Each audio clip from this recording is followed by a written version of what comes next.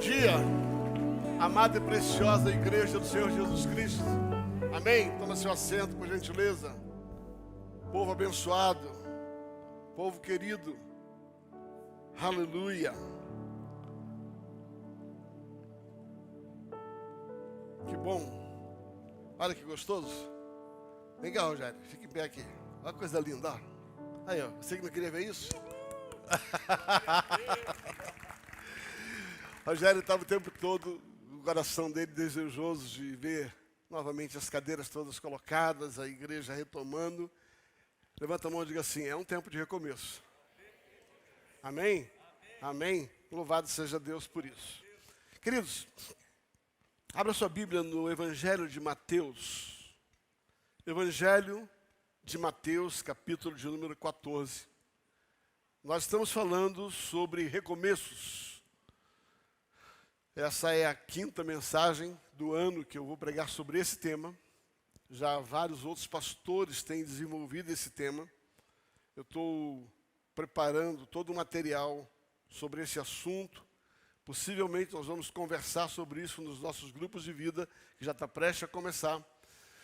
Então nós vamos desenvolver cada vez mais aquilo que Deus nos falou a respeito desse ano. Tá? Mateus capítulo número 14, a partir do verso de número 22.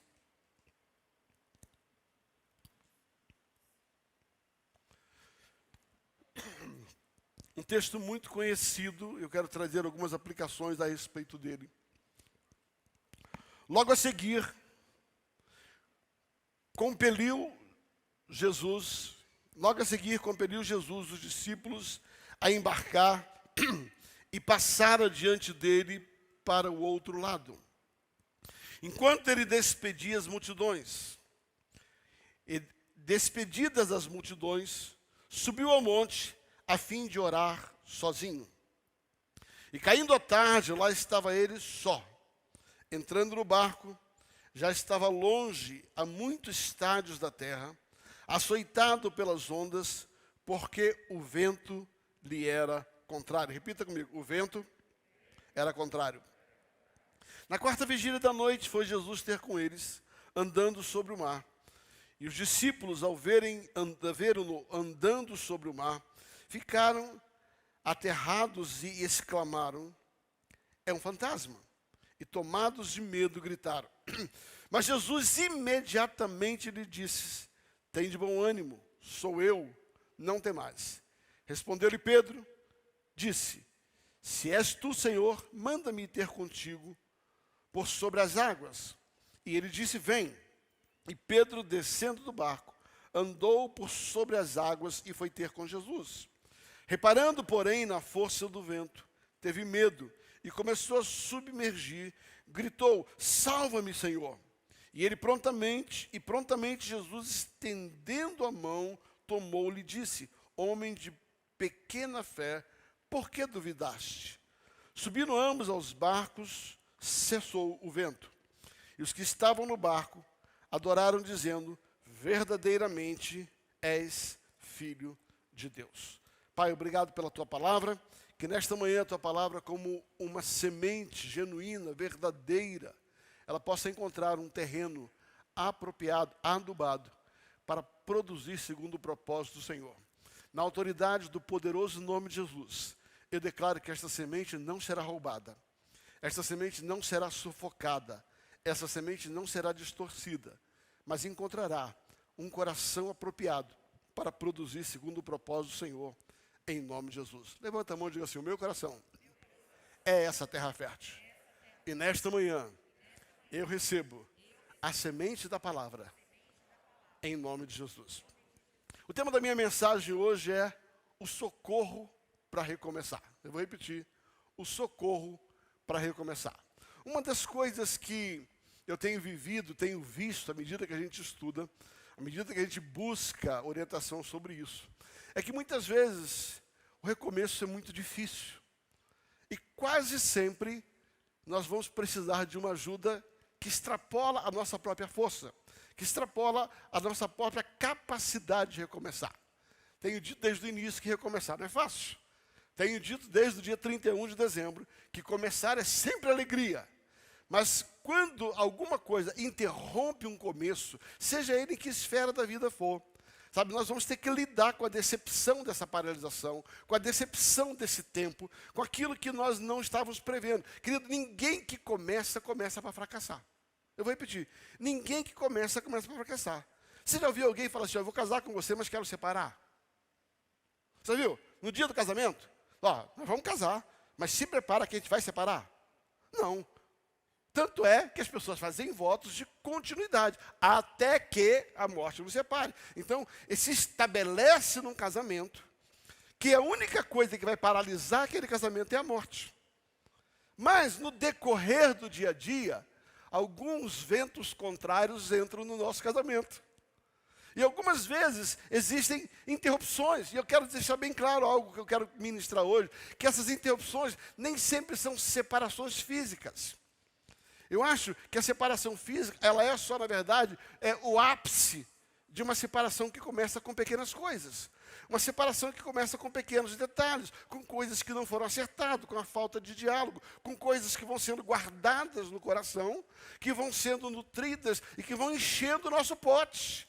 E à medida que o pote vai enchendo, chega uma hora que ele derrama. Sabe, a mesma coisa em qualquer área da vida. Sabe, você não quebra uma empresa da noite para o dia. Você não fica devendo seu cheque especial numa única tacada. Né? Você vai comprando devagarzinho, achando que vai conseguir pagar. Você não consegue, você vai descobrir ao longo do prazo que, na verdade, essas interrupções são fruto de pequenas decisões que, somadas, elas vão construir um momento onde você chega num ponto e você paralisa definitivamente. Então, eu quero dizer para você que muitas vezes a nossa paralisação é gradativa. Então, quanto antes você perceber que a coisa está desandando, ouça bem, quanto antes você perceber que a coisa está desandando em qualquer área da vida, busque ajuda, sabe? Porque senão, não deixa o caldo entornar, porque depois que o caldo entornar é difícil acertar. Então, procure sempre observar que esse começo, a gente começa com muita expectativa, a gente começa com muito ânimo, a gente começa com muita alegria. Só que à medida em que os ventos contrários vão entrando no nosso relacionamento, os ventos contrários vão entrando naquela sociedade, os ventos contrários vão entrando na nossa vida, nos nossos sentimentos, isso vai contaminando, isso vai contagiando. E existe um erro fatal, que é um sentimento de que eu sozinho consigo lidar. Então eu quero começar a dizer para você, que se você não entender que existe um socorro bem presente, você vai chegar um momento onde vai ser difícil você retomar. Então, entenda que esse socorro bem presente, ele pode ser do céu. A Bíblia fala sobre isso, que Deus é o nosso socorro bem presente. Mas Ele estabelece sacerdotes na terra que podem te ajudar a viver esse socorro bem presente. Né? Então, eu creio que chega um tempo onde esse socorro bem presente, ele precisa estar conosco, ele precisa ser manifesto para nos ajudar a ter esse recomeço. E nesse texto onde Pedro tem essa experiência tão fantástica, eu não sei contar a vocês, tá? Talvez eu seja o único louco da vida que um dia parou na beira da piscina, botou o pé e falou assim, Senhor, eu tenho fé. É lógico que eu estava de sunga, né? Sem celular, sem nada. Eu falei, eu tenho fé. E adivinha o que aconteceu? Andei para o fundo. Já tentei andar 3 vezes sobre as águas. Mas uma coisa que eu descobri é que Pedro só andou sobre as águas porque ele pediu uma palavra de Jesus. Ele falou, me manda ir sobre as águas. Tá? Me ordene que eu ande sobre as águas. Se ele tivesse saído do barco, ele estava na água na primeira. Esse texto é um texto extremamente rico, eu quero tirar aqui algumas verdades a respeito do socorro bem presente para recomeçar. Primeira verdade é que Pedro, e nós estamos falando sobre a vida de Pedro, essa é a segunda mensagem sobre Pedro. Na vez passada nós falamos sobre o início da vida de Pedro, sobre o barco vazio. Se você não ouviu a mensagem, retome lá, não vou dar spoiler da mensagem, volte à mensagem seguinte, é a segunda mensagem. A primeira verdade é que Pedro, ele primeiro viu a capacidade de Jesus socorrer outras pessoas. Se você for no mesmo capítulo 14, no verso 13, nós lemos a partir do verso 22, tá? A partir do verso 13 do capítulo anterior, nesse mesmo capítulo, né? Mateus 14, 13, Mateus 14, 13, ele vai contar uma história que você conhece, que é a história da multiplicação dos pães. Do versículo 13 até o versículo 21, você vai entender, você vai lembrar da história. A Bíblia diz que Jesus estava pregando, ele tinha saído, ele tinha subido a um lugar distante, a multidão foi se chegando até ele. Tá? Entenda que nós estamos dando um passo atrás, antes desse momento que nós lemos. Ele sobe a multidão, e uma grande multidão cerca ele. E ele começa a ministrar naquela montanha. De repente ele observa que havia uma necessidade. Ele observa que estava ficando tarde. Ele observa que havia fome. Ele observa que aquele povo precisava de algo. Estavam ali os seus discípulos. E no texto que nós lemos, tanto de Mateus, quanto Marcos, quanto em Lucas, tá? É interessante que Jesus vai chamar os seus discípulos e vai dizer assim, olha, ajude, dê para essa multidão. Jesus fala para os seus discípulos, deem vocês para a multidão que comer.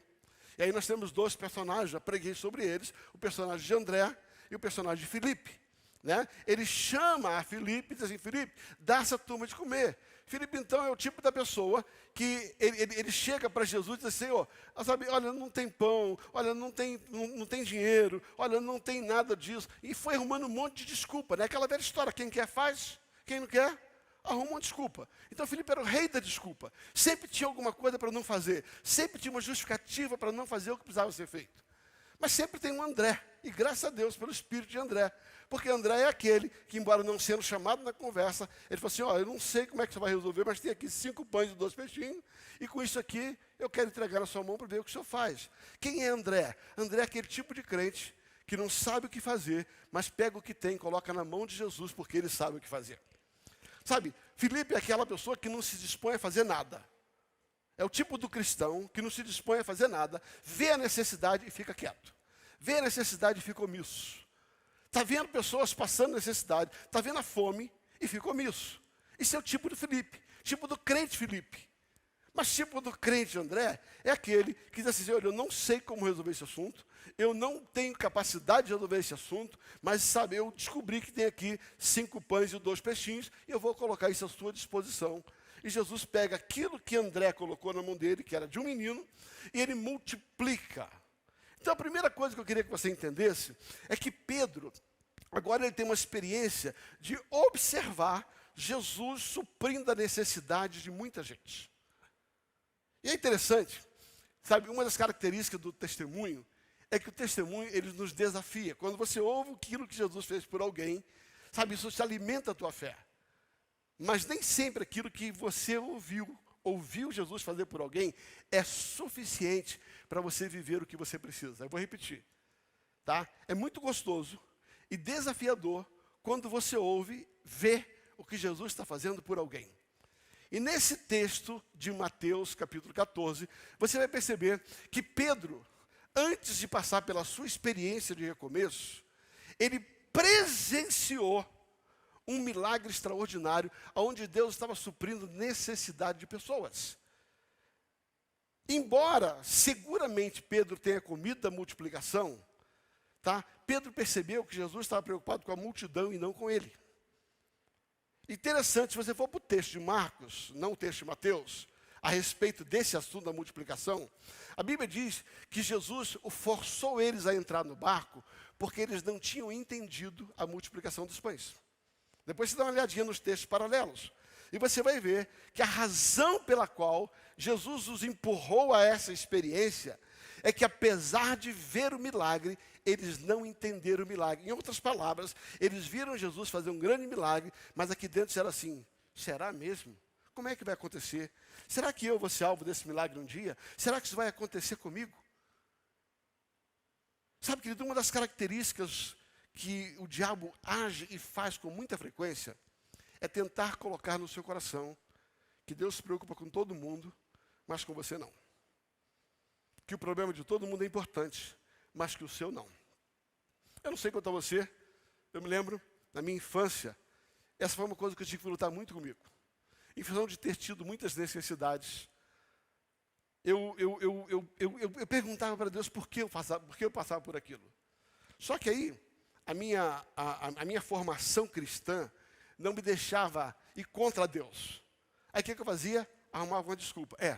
Verdade, tem muita gente na África pior do que eu. Afinal de contas, está enchente lá no sul, tem a seca no nordeste, tem gente que não tem o que comer, nada. Aí eu ficava apagando, tentando justificar dentro de mim aquele sentimento de que Deus não tinha tempo para mim, porque Ele estava preocupado com coisas mais elevadas, com problemas maiores do que o meu, com o terremoto no Haiti, com a enchente na Indonésia. Então eu olhava e dizia assim, tá bom, Deus, eu entendo, obrigado, tá bom, não vou reclamar não, meu problema é tão pequenininho. Você já pensou isso? Fala a verdade, levanta a mão, quem já pensou isso? Que meu problema é tão pequenininho que Deus não vai se importar comigo. Sabe, querido, eu tive que conviver com isso muito tempo.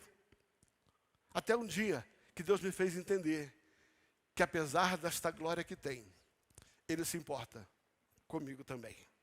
Sabe, eu descobri que de alguma forma, ainda que o mundo esteja com um problema maior do que o meu problema interessa para Deus. O meu problema é importante para Ele. A minha vida é importante para Ele. E aquilo que eu vivo é importante para Ele. Eu vivi uma situação interessante alguns anos atrás. Nós tínhamos grupos familiares, acho que o Rogério vai lembrar, a Mira com certeza vai lembrar. Né? Eu vivi um tempo, nós tínhamos uma reunião de grupos e nós fomos ter uma reunião na cidade de Sorocaba. E aquele dia choveu em São Paulo. Tínhamos um membro do nosso grupo, da diretoria, que morava em Sorocaba. E choveu em São Paulo assim, alagou tudo. E nós saímos 2 horas antes. E chegamos 1h30 depois do horário. Pensa, 3h30 para chegar em Sorocaba, uma coisa horrível, já não aguentava mais. Chegamos lá, sabe, o irmão tão querido, abriu a casa, era a primeira vez que nós íamos chegar lá. Eu falei, gente, vamos fazer o seguinte, hoje, vamos ter um tempo de comunhão. Porque nas nossas reuniões, ele tinha um tempo de pedido de oração, o que você precisa. Aí o pessoal, cada um, olha, por favor, meu trabalho, meu filho. Isso era bem gostoso esse tempo. Depois tínhamos tempo. Eu falei, hoje vamos fazer o seguinte, hoje nós vamos gastar tempo de comunhão. Já está tarde, vamos desfrutar dessa comunhão, vamos preparar o churrasco, está tudo certo. Mas, se alguém aqui tem um problema inadiável, tem que orar hoje. Se não orar hoje, a coisa vai... Assim, se for muito importante, mas muito importante, sabe, você vai fazer um pedido. Aí uma pessoa do nosso meio levantou a mão. Eu falei, pois não. Ela falou assim, olha, eu tenho uma necessidade, eu queria que vocês orassem.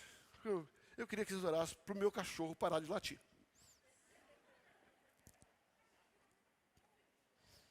Na hora, eu falei, não acredito.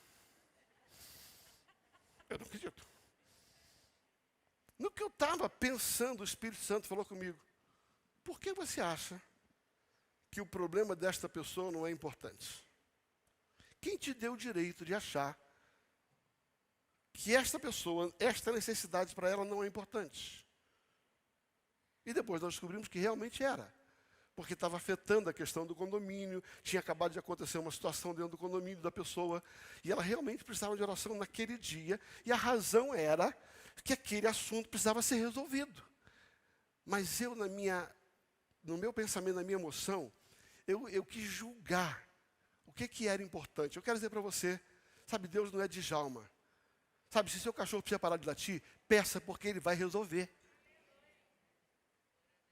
Sabe, eu quero dizer para você que uma das características de Deus é que Ele é tão grande, mas Ele se faz tão pequeno, que é capaz de entrar dentro do seu coração, habitar dentro de você. E aquilo que você tem de necessidade, também é importante para Ele. Só que Pedro, ele estava de fora, observando o que Jesus estava fazendo por alguém. Então, esse texto começa a me falar comigo que Pedro, ele começou a ser desafiado na fé quando ele viu Deus socorrer, quando ele viu Jesus socorrer a necessidade das pessoas. Eu tenho uma coisa para dizer a você, sabe, assim como Jesus socorre pessoas, Ele também quer socorrer você. Assim como você já sabe, você conhece testemunhos de pessoas que foram alcançadas. No próximo domingo, sabe, acertei ontem no próximo domingo, nós vamos trazer aqui, vai vir aqui, na verdade, um grande amigo, um pastor, que eu e você oramos por eles muitos anos, pastor Dinho de Campo Grande.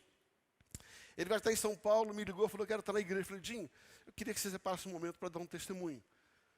Nós oramos pelo Dinho, o Dinho esteve diante da morte, o Dinho esteve morto na UTI, sabe, ele vai falar a quantidade de tempo, todo o processo que aconteceu, sabe, e quando Deus levantou o Dinho da UTI, aquilo fortaleceu a fé de muita gente que orou, o Brasil inteiro orou, o Brasil inteiro orou, sabe, e aquilo fortaleceu a fé naquele período da Covid, foi algo muito especial, sabe?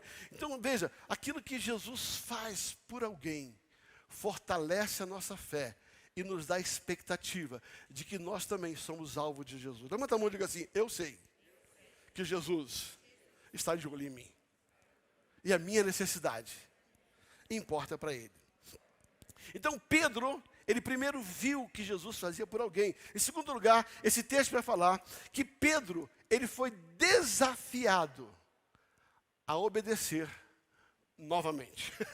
Fala comigo, obedecer novamente. Diga assim, crer novamente. Você lembra, nós conversamos aqui da vez passada, que Pedro tinha tido um dia terrível antes de conhecer Jesus. Não havia pescado nada. Ele tinha tido um dia horrível. Ele não conhecia Jesus. Jesus chega na beira do lago e pede para entrar no barco de Pedro. E você sabe que ele reverte aquela situação. E daquele dia, onde ele não tinha tido nada, Jesus deu uma ordem para ele. Falou, Pedro, lance a rede mais ao fundo. E quando Pedro lançou a rede mais ao fundo, a Bíblia diz que ele colheu tanto peixe que ele teve que dividir o peixe. Então Pedro teve uma experiência de fé, que fez com que ele pudesse recomeçar a sua vida, com que ele pudesse, num momento de fracasso. Só que agora, você vai ver que não basta ter uma experiência de fé. Deus vai sempre te levar a outra experiência, a outra experiência e a outra experiência. O que eu quero dizer é que uma experiência é boa, mas a experiência contínua nos sustenta. Não adianta você obedecer uma coisa, Léo. Você tem que obedecer, continuar obedecendo, e continuar obedecendo, e continuar obedecendo, e continuar obedecendo. Porque nós somos desafiados a crer. A Bíblia diz que a fé é a única coisa que agrada a Deus. É a única coisa pela qual Deus olha para nós e Ele vê em nós uma legalidade para nos abençoar. Nós somos abençoados pela graça? Somos, por direito. Mas a fé atrai a graça sobre a sua vida. Então, nós somos desafiados a obedecer novamente. Pedro foi desafiado a crer e a obedecer novamente. Olha o que diz o versículo 22. Versículo 22 de Mateus 14, ele vai dizer o seguinte, logo a seguir o quê? Logo a seguir da multiplicação dos pães, logo a seguir, obrigou Jesus os discípulos a embarcar e passar adiante dele, para o outro lado, enquanto ele despedia a multidão. Ele está dizendo assim, os discípulos estavam ali lidando ainda com a multiplicação dos pães, e Jesus falou assim, entrem no barco. E a impressão que dá nos três textos é que eles não queriam entrar. Por quê? A palavra ali é obrigou, impeliu, empurrou, não deu opção. Falou, vocês vão entrar no barco. Possivelmente, pelo horário em que isso aconteceu, no fim da tarde, e pelo conhecimento que eles tinham a respeito dos tempos e dos mares, eles sabiam que não era noite para navegar, que não era tempo para navegar.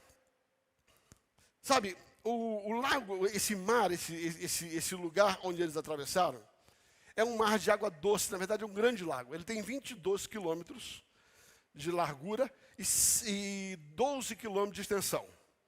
Né? Quem foi Israel já passou por ele. Tem 12 quilômetros por 22. Né? E eles conhecem o mar. E de tempo em tempo, os pescadores sabem que tem dia que não adianta você entrar. E muito menos noites que adianta você entrar no lago. Tudo leva a crer pelo texto que eles não queriam entrar porque havia um sentimento de que não era noite para entrar no lago. Não era noite para colocar. Só que Jesus diz, entra no lago. Entra de novo. Obedeça de novo. Obedeça de novo. Obedeça de novo. Quando Jesus nos pede para obedecer, só tem duas coisas. Ou eu faço o que eu penso, ou eu faço o que eu sei, ou eu creio no que ele disse. Quando Jesus te pede algumas coisas que você não entende, e é Jesus que pede, e você acha que não vai dar certo, eu tenho uma boa sugestão para te dar. Confia mais nele do que em você. Acredite que ele sabe o que está fazendo. Pedro, ele decidiu obedecer novamente. Sabe, na vida cristã, nós somos desafiados a obedecer todos os dias. Nós somos desafiados a obedecer todos os dias. Não é uma obediência. Porque tem obediência que parece fácil. Tem outras obediências que são muito mais difíceis. Principalmente quando algumas informações que você tem não cooperam e nem estão de acordo com aquilo que você está fazendo. Me lembro, há um tempo atrás, um pastor do nosso ministério, ele recebeu uma herança, e era uma boa herança, e ele já com uma certa idade, ele falou assim, olha, eu quero investir na Bolsa de Valores. E sentou para conversar. E como eu sou da área financeira, a minha área, eu sou formado em economia, eu virei e falei assim, olha, pastor, deixa eu lhe dar uma sugestão, o senhor nunca entrou nesse mercado, o senhor não conhece o mercado. Então faz o seguinte, entra devagar, sabe? Separa um dinheiro para o senhor brincar. Depois, se eu ganhar experiência, o senhor continue. Mas eu quero que o senhor faça um acordo comigo. Tá? Já dê esse dinheiro como perdido. Porque se perder, você não vai ficar triste. Pega esse dinheiro e finge que você está fazendo uma viagem. Tá? E pega um valor pequeno. E vai mexendo. E assim ele fez. Separou um valor, nós começamos a conversar. E, Johnny, tempo inteiro, ganhei tanto. E realmente estava ganhando. Feliz da vida. E ele já estava animado ganhando. Aí um dia ele decidiu botar mais um tanto. E foi indo e foi ganhando. Me lembro um dia, a pastora vai lembrar. Eu acordei, quando acordei, abri os olhos, uma voz falou comigo assim, manda ele tirar o dinheiro da bolsa. Manda ele tirar o dinheiro da bolsa. Eu falei, uau. Aí peguei o telefone, liguei para ele e falei assim, ô querido, ó, tira o dinheiro da bolsa. Ele falou, mas eu ganhei tanto ontem. A aplicação tanto, subiu tanto. Eu falei, ó, eu tive esse sentimento, tira o dinheiro da bolsa. A sequência de crescimento financeiro dele era contrário àquilo que eu estava dando como orientação, que tinha recebido da parte de Deus. Mas ele falou como Pedro, sobre a tua palavra eu vou tirar. Naquele dia, às 3 horas da tarde, deu um boom na Bolsa de Valores. E foi assim um dos grandes fracassos da Bolsa. E esse homem falou assim, puxa vida, pastor, obrigado. Isso é para você, queridos. Não estou colocando a minha palavra. Se eu que sou homem, falho, liberei uma palavra que eu entendi da parte de Deus. A obediência levou a isso. Imagina se Jesus mandar você fazer. Imagina se Jesus mandar você fazer. Então, sabe, obedeça, continue obedecendo, obedeça de novo, obedeça de novo. Dizem alguns cristãos pentecostais que no mundo você conhece o ABCD, A, B, C, o alfabeto. Mas com Jesus, o alfabeto é O, B, D, C. Na vida você pega A, B, C, D. Mas quando a gente lida com Jesus, só tem um alfabeto. O, B, D, C. Então obedeça. Obedeça quantas vezes for necessário. Obedeça quantas vezes você foi desafiado. Obedeça quantas vezes Jesus te pedir. Sabe por quê? Porque a obediência é a plataforma que Jesus precisa para você recomeçar. Eu vou repetir. A obediência é a plataforma que Jesus precisa para você recomeçar. Eu não sei aonde foi e por que foi que alguma coisa foi interrompida. Mas esse ano nós entramos com uma palavra. É ano de recomeço. Então deixa eu dizer assim, obedeça. Creia, porque a palavra veio da parte do Senhor. Terceiro lugar, Pedro teve que lidar com os ventos contrários e as tempestades da vida, apesar da obediência. Eu vou repetir. Pedro teve que lidar com os ventos contrários e as tempestades da vida, mesmo em obediência. Olha o que diz o versículo número 23 e 24. Ele vai dizer o seguinte: e despedidas as multidões, subiu ao monte a fim de orar sozinho. Jesus subiu ao monte a fim de orar sozinho. E caindo a tarde, lá estava Jesus só. Entretanto, o barco já estava longe, a muito estádio da terra, açoitados pelas ondas, porque o vento lhe era contrário. O maior problema de enfrentar os ventos contrários é ter a sensação de que Jesus não está no barco. O que aconteceu? Jesus não só mandou eles entrar no barco, como Jesus não foi com eles. E agora, por obediência, eles estão vivendo uma situação e a sensação que eles têm é que Jesus não está com eles. Jesus está só. Sabe, interessante, há um texto em Marcos capítulo 6, que é um texto 47 a 49, já está ali, que é um texto paralelo. Ele vai dizer o seguinte: ao cair da tarde, olha bem, um texto paralelo, nós estamos lendo em Mateus, agora o texto paralelo em Marcos. Ao cair da tarde, estava o barco no meio do mar, e ele sozinho em terra, e vendo-os em dificuldades a remar, porque o vento lhe era contrário, por volta da 4ª vigília da noite, foi ter com eles, andando sobre o mar, e queria tomar-lhes a dianteira. Eu vou repetir. Estava sozinho em terra, e vendo-os, fala comigo, vendo. De novo, vendo. De novo, vendo. Mais uma vez, vendo. Em dificuldades. A Bíblia diz que, embora Jesus não estivesse no barco, Jesus estava de olho neles. E aqui tem uma verdade, talvez uma das mais singulares e mais significativas dessa mensagem. Ouça bem. Muitas vezes, quando nós estamos enfrentando ventos contrários, mesmo estando debaixo da obediência, nós temos a sensação de abandono, porque não percebemos Jesus com a gente. Lembra daquela música do pastor Ed? Quem já não pensou que Deus estava longe? Quem já não pensou que Ele iria te abandonar? Essa sensação de que você está só. Mas o que o texto deixa claro é que, apesar deles terem essa sensação, Jesus estava vendo. Eu quero dizer algo para você, queridos. Eu não sei em que altura do mar você está. Eu não sei como é que a tempestade está batendo no seu barco. Eu não sei como é que está a sua travessia. Mas uma coisa eu sei. Ainda que você não perceba que Jesus está com você, Ele está de olho em você. O que o texto afirma, e ele deixa claro, é que Jesus, Cristiano, é que Jesus, ele não foi para lá, mas ele estava só. Agora, sabe o que chama atenção, Michele? É que Jesus estava num lugar sozinho, e a Bíblia diz que eles já tinham andado 5 quilômetros, estavam no meio do mar, eram 12, eles estavam ali, os estados contados ali, eles tinham andado 5 quilômetros, e já era 3 horas da manhã. Você imagina, eles saíram no final da tarde para atravessar o mar. Quem já esteve lá sabe, não é tão longa a travessia assim.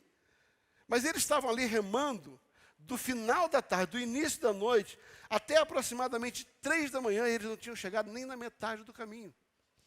E eles estavam cansados.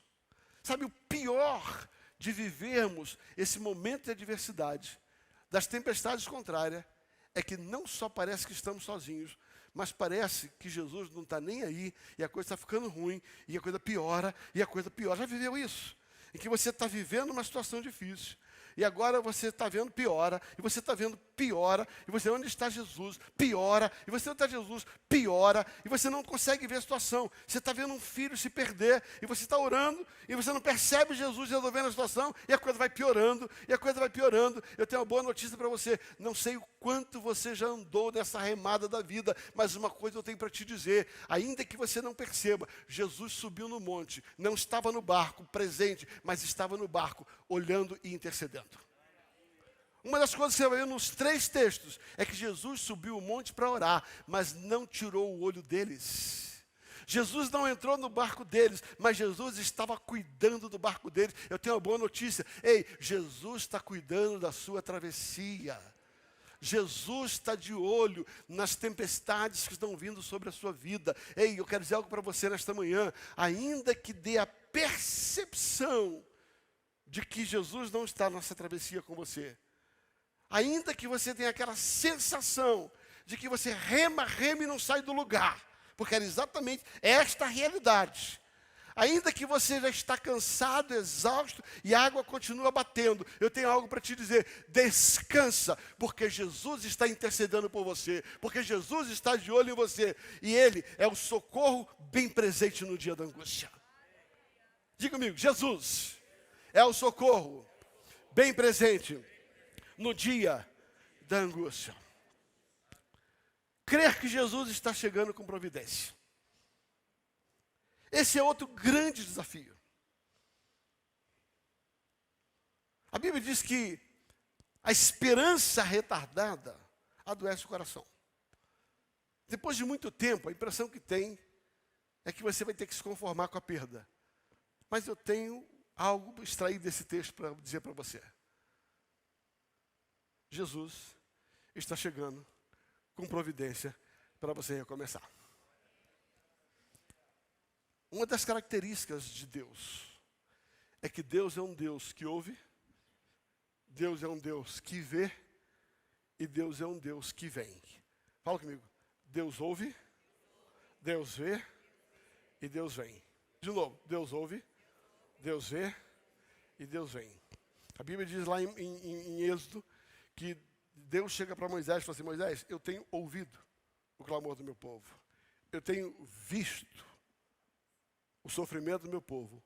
E eu desci para socorrê-lo. Sabe, deixa eu dizer uma coisa para você. Sabe, Jesus estava vendo.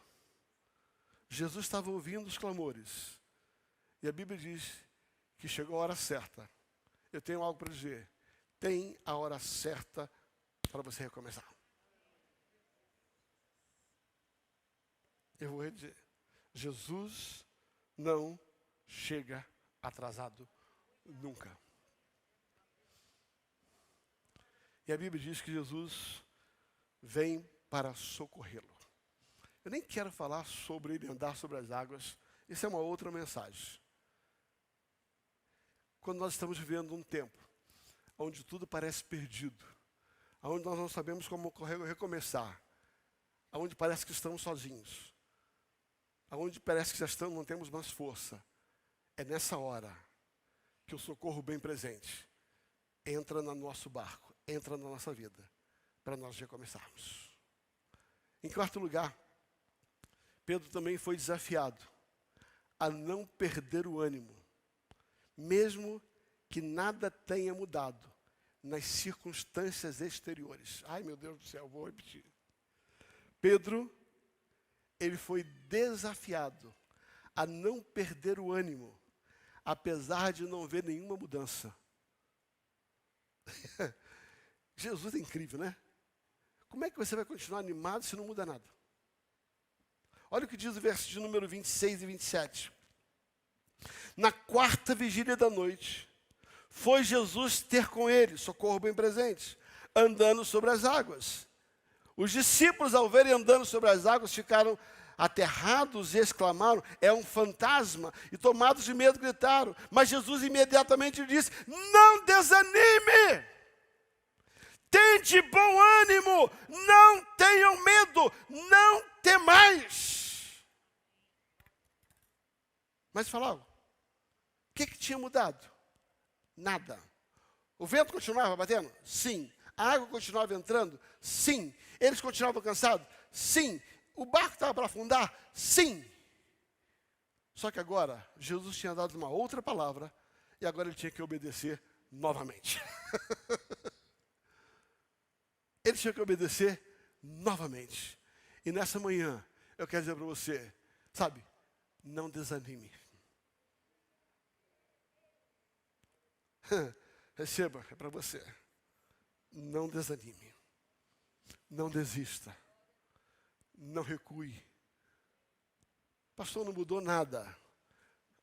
Só que agora você tem uma palavra, não desanime. As circunstâncias externas continuam? Continuam. A dívida da empresa continua? Continua. O banco continua cobrando? Continua. O filho continua rebelde? Continua. O casamento está difícil? Continua. Mas o Senhor está dizendo, ei, não desanime. Tem de bom ânimo. Tem de bom ânimo. Jesus diz, no mundo, vocês vão passar por momentos difíceis. No mundo, vocês vão ter aflições. Repita comigo, de novo, por favor, é para você, diga assim, eu terei bom ânimo, porque Jesus já venceu as circunstâncias do mundo.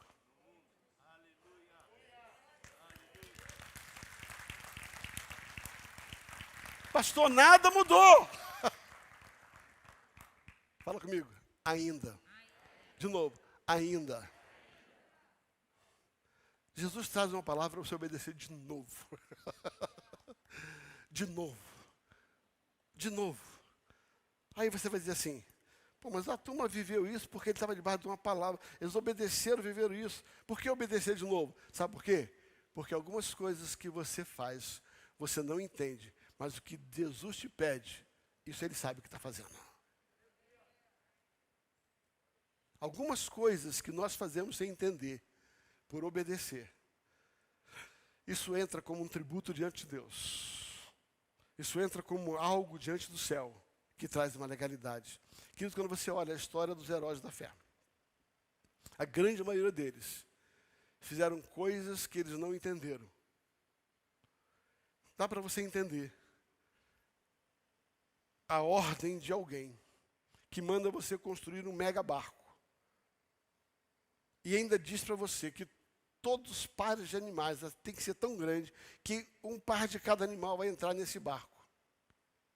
Só que nunca tinha tido chuva. E o lugar onde construiu a arca era deserto, não tinha água. Você está entendendo? Você entendeu o nível da loucura do pedido? Você está no meio do deserto, não tem água.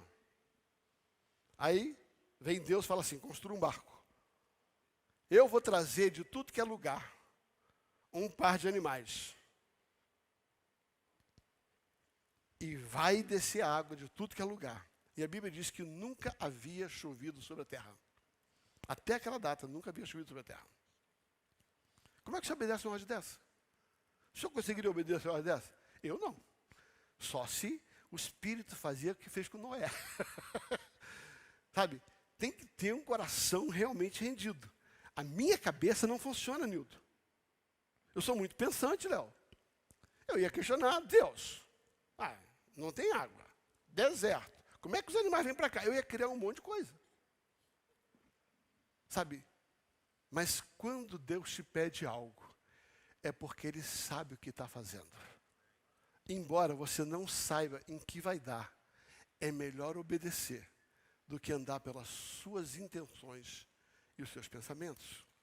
Pedro, ele foi desafiado a não perder o ânimo, mesmo que as circunstâncias externas desfavorecessem o vida. Sem dúvida, um dos maiores desafios é nada ter mudado nas lutas. A vida continua desafiando a gente e a gente não pode desanimar. O problema é que as lutas estavam durando muito tempo.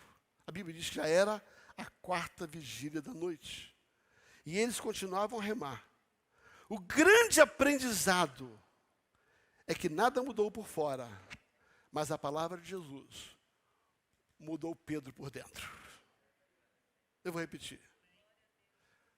Mais do que as mudanças externas, o meu desejo hoje é que essa palavra produza mudanças internas.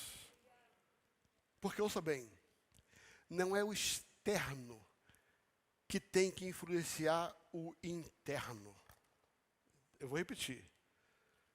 O externo não pode influenciar o interno, mas o interno precisa mudar o externo. Enquanto você não muda por dentro, a sua situação não vai mudar por fora.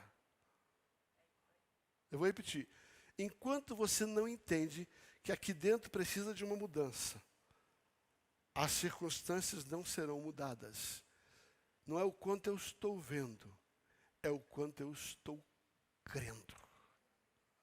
Nesta manhã, a minha oração é que Jesus mude algo por dentro de você. É que Deus mude algo dentro de você. Apesar de todas as circunstâncias desfavoráveis, quando você muda por dentro, as mudanças por fora virão. Quinto lugar, Pedro creu na palavra e viveu o que os outros não viveram. Olha que coisa interessante. Quem crê, vive. Quem observa, não vive. Repita comigo. Quem crê, vive. Quem observa, não vive. Olha o que diz o versículo de número 30. 29 e 30. Respondeu-lhe Pedro: se és tu, Senhor, manda-me ter contigo por sobre as águas. E ele disse: vem. E Pedro, descendo do barco, andou sobre as águas e foi ter com Jesus. Querido, você parou para pensar que no mínimo tinha 12 pessoas naquele barco?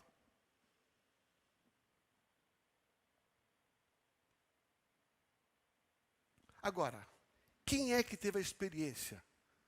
Quem observou ou quem agiu? Quem observou ou quem deu o passo? Quem observou ou quem tomou uma decisão? Deixa eu falar para você.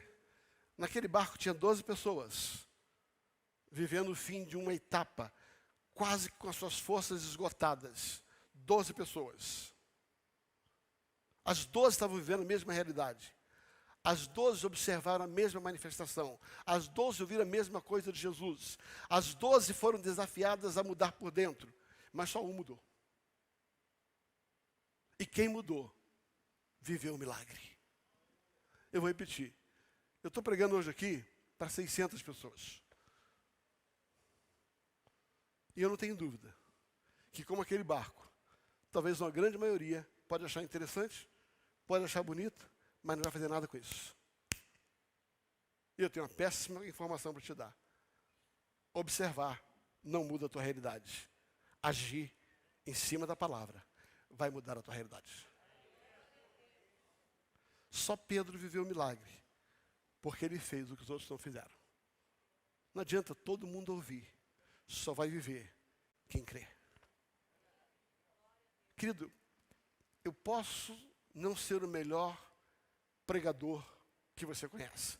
Eu posso não ter a eloquência que você precisa para você tomar decisão. Mas eu vou dizer uma coisa para você. Eu sei que eu estou debaixo de uma palavra de Jesus. Eu sei que eu estou debaixo de uma palavra de Jesus. E eu não quero que você creia naquilo que eu estou falando. Por isso eu gosto de pregar a Bíblia. Para que você não entenda que são as minhas palavras. Você deve ter percebido. Você está comigo há muitos anos. Eu prego versículo a versículo. Para não inventar moda. Para não colocar da minha boca o que eu quero que você viva. Mas eu quero que você viva aquilo que a Bíblia diz que você vai viver. Porque a Bíblia é a verdade que você precisa para viver a verdade que você vai experimentar. Muita gente ouviu, mas só Pedro agiu. E só Pedro viveu uma experiência que ninguém viveu. Nessa manhã, se você quer viver uma experiência que os outros não viveram, toma uma decisão que os outros não estão tomando. Dê um passo em cima da palavra. Queridos, eu vou tratar quando Pedro se afundou. Mas agora eu quero me focar no que Pedro experimentou. Eu não quero que você fique pensando naquilo que você já sabe depois que Pedro afundou. Eu quero que você entenda que é possível você viver o sobrenatural quando você ouve, crê e age em cima da palavra. Eu já fiquei pensando o que eram aqueles 12 no barco, todo mundo lá sendo mexido, a onda continuava mexendo, Pedro sai e os 11 continuam apanhando. Eu vou repetir. Os 11 continuaram no barco, observando Pedro viver um milagre, e eles continuavam afundando. Ei, presta atenção.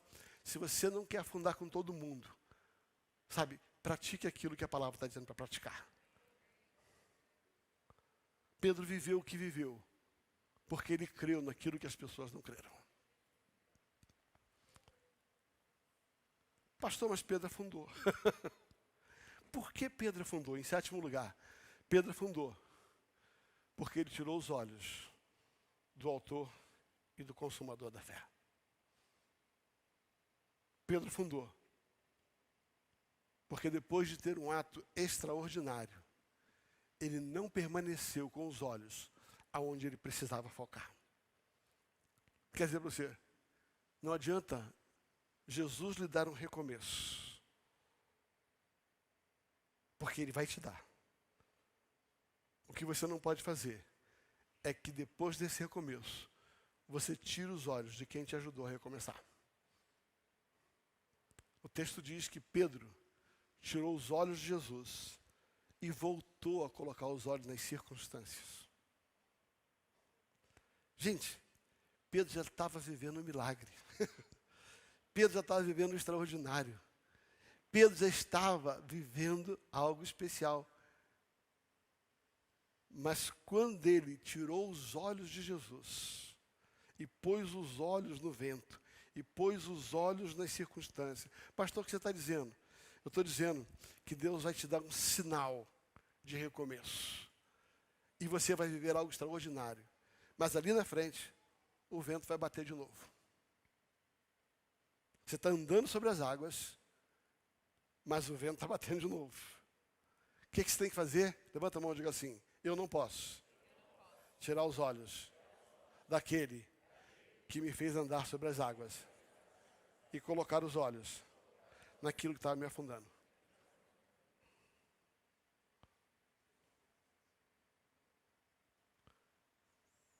A Bíblia diz que quando Pedro percebeu, ele tirou o olho de Jesus, ele voltou a se afundar.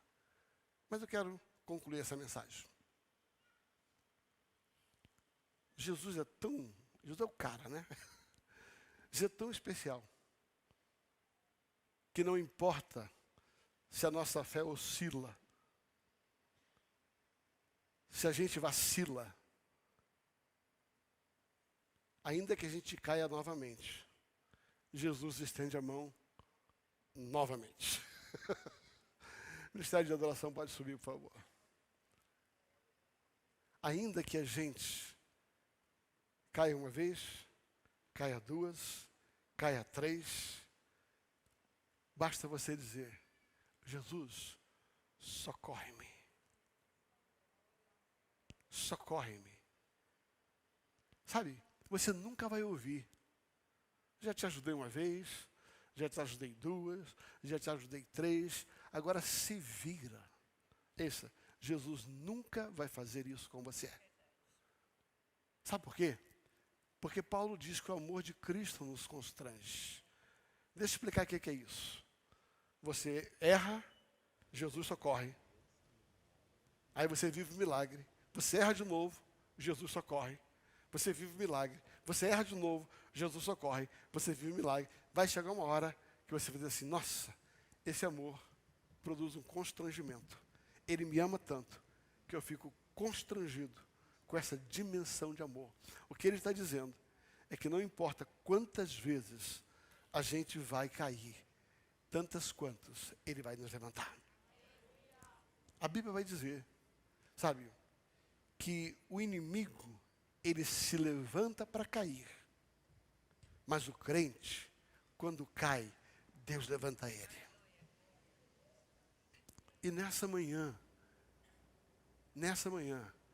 Ele é o socorro bem presente para você recomeçar. Ele é o socorro bem presente para você recomeçar. Fique em pé, por gentileza.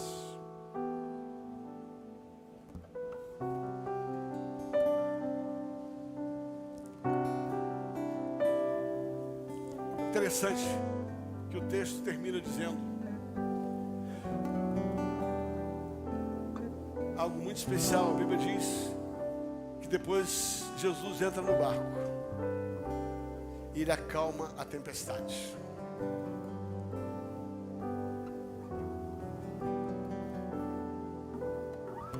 Eu sei que nessa manhã Jesus quer acalmar algumas tempestades. Sabe o que me surpreende, Ricardo? É que se você voltar alguns capítulos antes desse fato, há um texto em Marcos capítulo 4, nós estamos lendo Marcos 6, Mateus de 14. Marcos capítulo 4, eu não vou ler o texto, mas você conhece a história. A Bíblia diz que Jesus estava cansado e decidiu atravessar o barco. E ele atravessou para chegar na região de Gadá, onde moravam os gadarenos. E a Bíblia diz que Jesus estava muito cansado, muito cansado. E de repente se levantou uma grande tempestade. Então, por gentileza, entenda.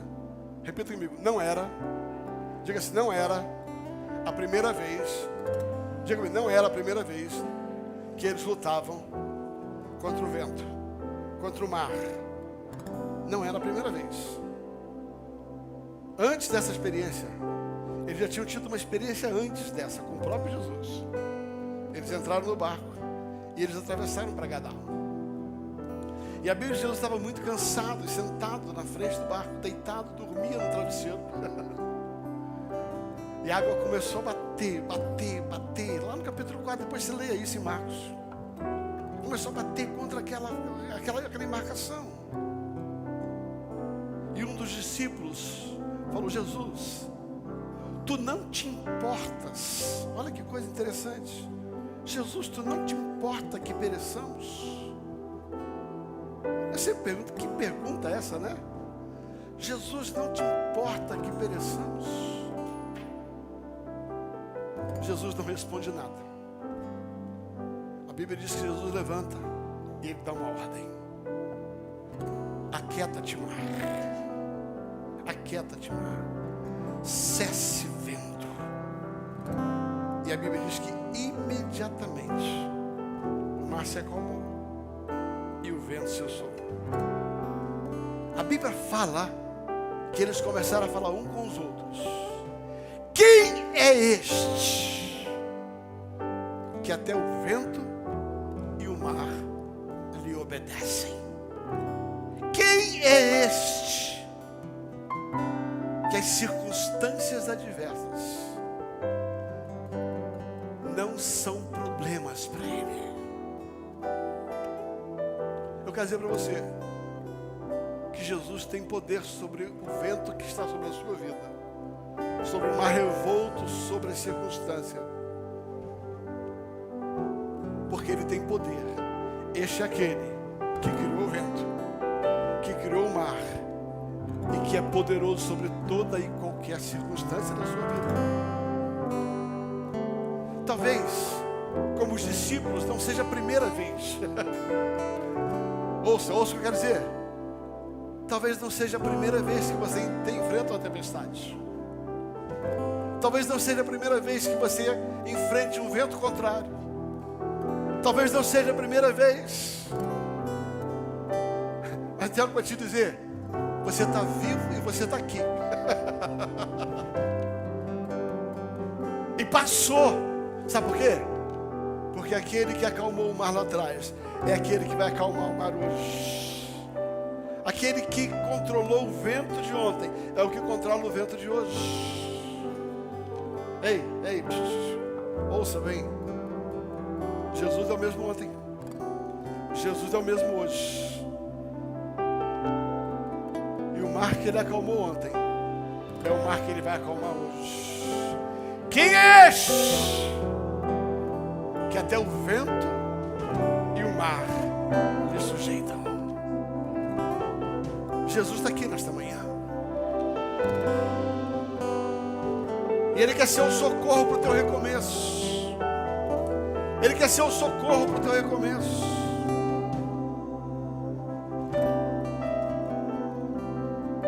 Você tem ouvido a respeito do que Ele já tem feito por muita gente. Talvez você esteja em obediência, mas esteja vivendo situações que você não consegue explicar. Talvez você esteja vivendo um vento maior do que você é capaz de fazer. Talvez você esteja na sua quarta vigília da noite, remando. As forças já não existem mais e o vento continua soprando. E pior, parece que Jesus não está com você. Mas eu quero dizer para você, Ele está sim. Ainda que não esteja aos seus olhos, Ele está intercedendo por você. E Ele vem ao teu socorro. E a Bíblia diz que Jesus foi na direção deles, porque Jesus via aquilo que eles precisavam. E Jesus está desafiando a crer novamente. A dar um outro passo novamente. Sabe por quê? Porque Ele te ama. E o amor dele é incomparável. O amor dele por você é maior do que você pode imaginar. O amor dele é insubstituível. Ainda que você não se sinta amado, nesta manhã o Senhor está querendo dizer: eu te amo, eu me preocupo com o que você está vivendo. Você não está sozinho.